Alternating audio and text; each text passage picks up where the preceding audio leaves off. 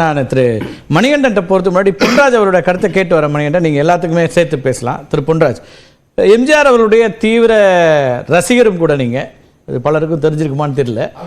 ஆமா, அவர் ரொம்ப தீவிரமான ரசிகர். ஜெயலலிதா அவர்களோடு தேர்தல் பணியாற்றியவரும் கூட. இப்போ சொல்லுங்க, திரு பிரதமராக இருக்கக்கூடிய மோடி அவர்களில் தொடங்கி இன்னைக்கு கட்சி தொடங்கி வந்திருக்கக்கூடிய திரு விஜய் அவர்கள் வரைக்கும் எம்ஜிஆருடைய புகழை இன்னைக்கு கொண்டு போய் சேர்க்கிறாங்க அப்படின்னு பார்க்கணுமா, அல்லது இந்த புகழ் மாலைகளுக்கு பின்னால் அவங்களுக்கு அரசியல் கணக்கு இருக்குன்னு பாக்குறீங்க? 108வது பிறந்த நாள் இன்றைக்கு புரட்சி தலைவர் எம்ஜிஆர் அவர்களுக்கு 108வது பிறந்த நாள். இந்த 108வது பிறந்த நாள் ஒவ்வொரு தமிழ் மக்களும், உலகெங்கு இருக்கக்கூடிய தமிழர்களும் எம்ஜிஆர் பிறந்த நாளை வெகு சிறப்பாக கொண்டாடுவது உண்டு. வாட்ஸ்அப் ஸ்டேட்டஸ்ல இருந்து நேரடியா போறவங்க நேரடியா போவாங்க, எல்லாம் பண்ணுவாங்க. இதுவரைக்கும் நரேந்திர மோடி அவர்கள் கடந்த கனகராஜ் கேட்டது மாதிரி கடந்த 10 ஆண்டுகள்ல எத்தனை வருடம் எம்ஜிஆரை புகழ்ந்திருக்கிறார். அவர் பாரத ரத்னா, அது ஓட்டுக்காக கூட போல வேணாம், பாரத ரத்னா எம்ஜிஆர். அப்ப பாரத ரத்னா எம்ஜிஆருடைய பிறந்த நாளுக்கு வாழ்த்து தெரிவித்திருக்கிறாரா என்று கேட்டால் இதுவரைக்கும் இல்லை. இப்பொழுது நினைவு நாளுக்கும் பிறந்த நாளுக்கும் அவர்கள் வாழ்த்து தெரிவிக்கிறார்கள் என்று சொன்னால் அது அரசியல் கணக்கை தவிர வேற எந்த கணக்கும் இருப்பதாக எனக்கு தெரியவில்லை. இப்படிப்பட்ட ஒரு புரட்சி தலைவர் என்று மக்களால் பாராட்டப்பட்ட எம்ஜிஆர் அவர்களை மோடியோட கம்பேர் பண்ணி அவர் இவர்கள் அசிங்கம் தான் படுத்திருக்கிறாங்க ஒழிய இவர் உண்மையிலேயே மோடிக்கும் எம்ஜிஆருக்கும் ஏணி வைத்தால் கூட எட்டாது. 1000 பேரை கோத்ரா வயலன்ஸ்ல இவர் விடுவிக்கப்பட்டிருந்தாலும் கூட அந்த வயலன்ஸுக்கு காரணமாக இருந்தவர் மோடி என்று இன்றைக்கு உலகமே சொல்லக்கூடிய நிலையில், அப்படிப்பட்ட ஒரு நிலையில் எம்ஜிஆர் மக்களை கொன்று ஆட்சிக்கு வரவில்லை. மக்கள் மனங்களை வென்றுதான் ஆட்சிக்கு வந்தாரே ஒழிய மக்களை கொன்று ஆட்சிக்கு வரவில்லை. எம்ஜிஆர் ஒரே தேர்தல், நான் சின்ன பிள்ளையில இருக்கும் போதும் எங்க ஊர்ல இந்த கிராமன்ஷிப் இருப்பாங்க, ஒரே உத்தரவுல அத்தனை பேரையும் அகற்றிவிட்டு 12,000 விஓக்களை பப்ளிக் சர்வீஸ் கமிஷன் மூலமாக இடஒதுக்கீடை அமல்படுத்தி 18% எஸ்டிகளுக்கு இடஒதுக்கீடு அமல்படுத்தி கொண்டு இன்றைக்கு அதுல இருந்தவங்க இன்னைக்கு ரிட்டையர்ட் ஆகி அடுத்த தலைமுறை வந்தாச்சு. இப்ப அது மட்டும் இல்லாம 31% இடஒதுக்கீடை 50% ஆக்கினார். ஆனால் பிசிக்கு கொடுக்க வேண்டிய 27% இடஒதுக்கீட்டை புறந்தள்ளி விட்டு அதில் ஓசி கேண்டிடேட்ஸ நிரப்பி சென்ட்ரல் செக்ரட்டரியேட்ல இருந்து அனைத்து மத்திய அரசு பதவிகள், மத்திய பப்ளிக் செக்டார் யூனிட்ஸ்ல அத்தனையையும் பதவியை ஓசிக்கு நிரப்பிய மோடி எப்படி எம்ஜிஆரோட கம்பேர் பண்ண? தமிழுக்கு 1000 ஏக்கர் பரப்பளவை கொடுத்து தமிழ் பல்கலைக்கழகம் கட்டவர் புரட்சி தலைவர் எம்ஜிஆர் அவர்கள். ஆனால் தமிழுக்கு 12 கோடியை ஒதுக்கி விட்டு சமஸ்கிருதத்துக்கு 800 கோடி ஒதுக்கியவர் நரேந்திர மோடி. எப்படி கம்பேர் பண்றீங்க? பெரியார் அவர்களது எழுத்து சீர்திருத்தத்தை நான் சின்ன பிள்ளைல நான் 6ஆம் வகுப்பு படிக்கும் பொழுது அந்த எழுத்து சீர்திருத்தம் மாறும் பொழுது லை இப்படி போடுவோம். அந்த லைய நாங்கெல்லாம் மாத்தி எங்களுக்கு தனியா பிராக்டிஸ் எல்லாம் கொடுத்தாங்க. எழுத்து சீர்திருத்தத்தை கொண்டு பெரியார் ஐயனார் சார் சொன்ன மாதிரி 100ஆண்டு விழாவை கொண்டாடிய அவர் புரட்சி தலைவர் எம்ஜிஆர். இன்றைக்கு பெரியாரது படம் கூட அண்ணா திராவிட முன்னேற்ற கழகம் தன்னுடைய போஸ்டர்ல கிடையாது. எங்கேயாவது ஒரு இடத்துல காமிக்க பார்ப்போம், எடப்பாடி தலைமையிலான அண்ணா திராவிட முன்னேற்ற கழகத்துல போஸ்டர்ல பெரியாரது படம் கிடையாதுங்க. அப்ப பெரியாரை போற்றிய எம்ஜிஆரை ஃபாலோ பண்ணக்கூடிய இவர்கள் எந்த வழியில அதிமுக இன்க்ளூடிங் அதிமுகவை சேர்த்தான சொல்றேன். இவர் பெரியாரை போற்றியவர் எம்ஜிஆர். அது மட்டும் இல்ல, எத்தனை திட்டங்கள், அதாவது நாடோடி மன்னன் காலத்துல நாடோடி மன்னன்ல பெரியார் ஒரு சின்ன விஷயத்தை சொல்லியிருப்பார். என்ன சொல்லியிருப்பாரு? விவசாயிகள் பங்குதாரர் ஆக்க வேண்டும் என்பது பெரியார் கருத்து. அந்த கருத்தை நாடோடி மன்னன்ல வசனத்துல கண்ணதாசனை வைத்து எழுத வைத்திருப்பார் எம்ஜிஆர். அப்ப அவரது கூத்தாடி கிடையாது. அவர் ஒரு கொள்கையோட, ஒரு சித்தாந்தத்தோட, ஒரு திராவிட சித்தாந்தத்தை கையில் எடுத்து ஒரு ஒழுக்க நெறிமுறைகளை கடைபிடித்து அதை தன்னை ஃபாலோ பண்ணக்கூடிய தொண்டர்களுக்கு, மக்களுக்கு அதை போதித்தவர். அதனாலதான் வாத்தியார்னு அழைக்கப்பட்டவர் எம்ஜிஆர் அவர். இன்னைக்கு சும்மா கூத்தாடின்னு விஜய் சொல்லிட்டு போறது இல்ல. கூத்தாடி விஜய் சொல்றாரு கூத்தாடின்னு அவருக்கு தேவையான வசதிக்கு அவர் யூஸ் பண்ணிக்கிறாரு ஒழிய எம்ஜிஆரை நீங்க கூத்தாடின்னு சொல்ல முடியாது. திராவிட முன்னேற்ற கழகம் 1967 ஆட்சி கட்டில் ஏறியது என்று சொன்னால் அதற்கு அண்ணா அவர்கள் சொன்ன இதயக்கனியான எம்ஜிஆர் தான் காரணம், முதல் காரணம். ஆதித்தனார் வந்து அமைச்சரவையில சேர்க்கலாமா வேண்டாமான்னு வேண்டாம்னு சொன்ன உடனே அவரை தூக்கி அவரை சபாநாயகரை போட்டார் அண்ணாதுரை. அப்ப அந்த அளவுக்கு ஒரு அரசியல்ல தாக்கம் கொண்டவர் எம்ஜிஆர் அவர்கள். அப்ப எம்ஜிஆர் இருந்ததுனாலதான் அண்ணாதுரை மறைந்த யாரும் குறைச்சு மதிப்பிட முடியாது. ஆனா இந்த தலைமுறைக்கு சமகாலத்துல இந்திய அளவுல எம்ஜிஆர் புகழை பிரதமர் மோடி கொண்டு செல்கிறார் அப்படின்னு அதை பார்க்க முடியாதா? அவரை பற்றி புகழ்ந்து தானே பேசுறாங்க. அவர் என்னெல்லாம் செஞ்சிருக்காருன்னு ஒரு வீடியோவே போடுறாரு இன்னைக்கு. அப்ப அதை அப்படி நீங்க பார்க்கலையா?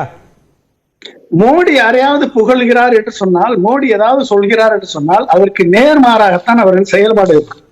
நீங்க அவர் எதுனாலும் சரி, நீங்க மோடியினுடைய கடந்த 10 ஆண்டு காலத்தினுடைய சரித்திரத்தை எடுத்து பார்த்தீர்கள் என்று சொன்னால் அவர் என்ன சொல்கிறாரோ அதற்கு எதிர்மறையான செயல்பாடுதான் அவரது ஆட்சியில் வெளிப்படும். இது எம்ஜிஆரை வைத்து அண்ணாதிராவிட, ஏன்னா அவங்க அண்ணாமலையை வச்சு ட்ரை பண்ணி பார்த்துட்டாங்க, மத கலவரத்தை உருவாக்க ட்ரை பண்ணி பார்த்துட்டாங்க, ஜாதி கலவரத்தை இப்ப உருவாக்குவதற்கு முயற்சியில் ஈடுபட்டுக் கொண்டிருக்கிறார்கள். இத்தனையும் எதிர்த்து போராடி RSS தடை செய்ய வேண்டும் என்று சொன்னவர் எம்ஜிஆர் அவர்கள்.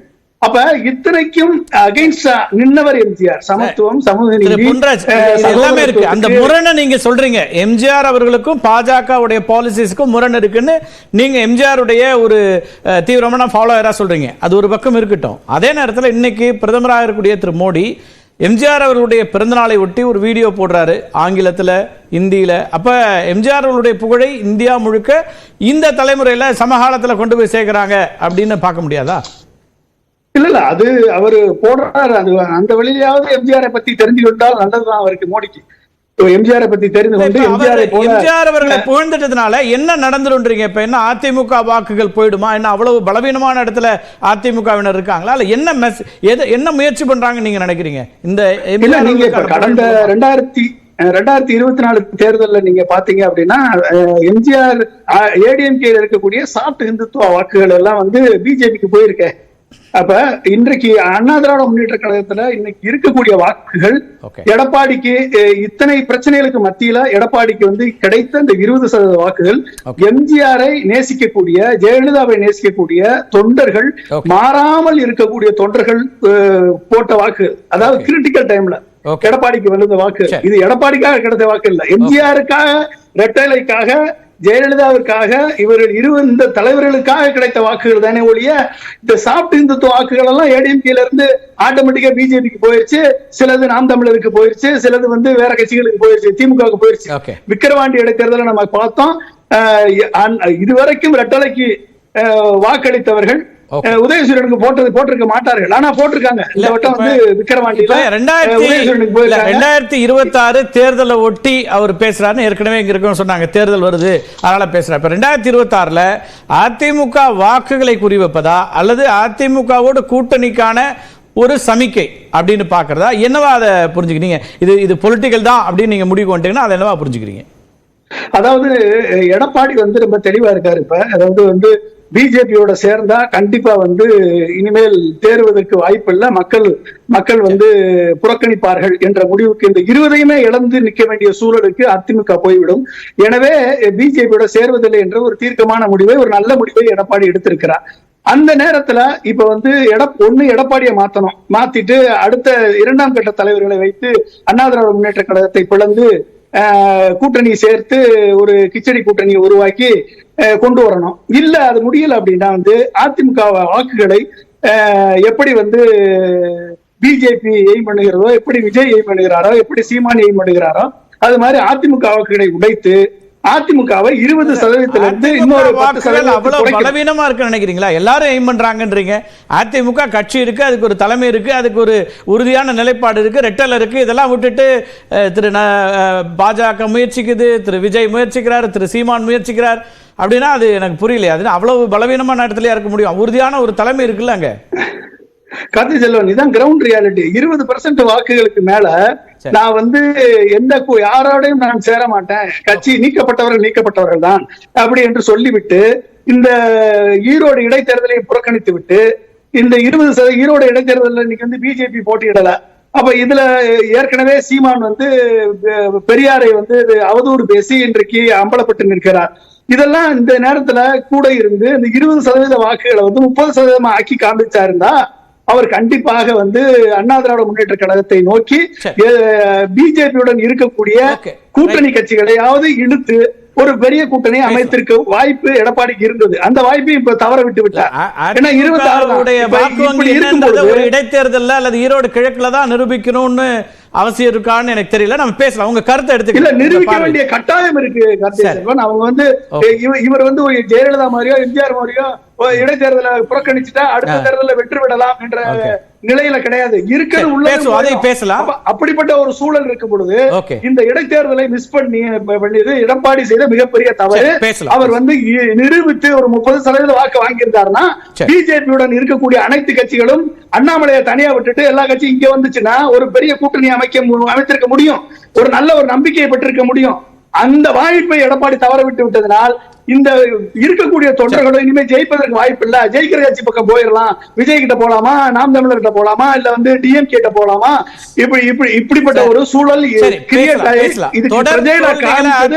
சந்திக்குதுன்னு வெளியில போனவங்களா விமர்சிக்கிறாங்க. ஆனால் தொண்டர்கள் அங்கதான் இருக்கிறாங்க, தலைவர்கள் கூட போன மாதிரி தெரியல இப்ப வரைக்கும். அதனால அது ஒரு 20%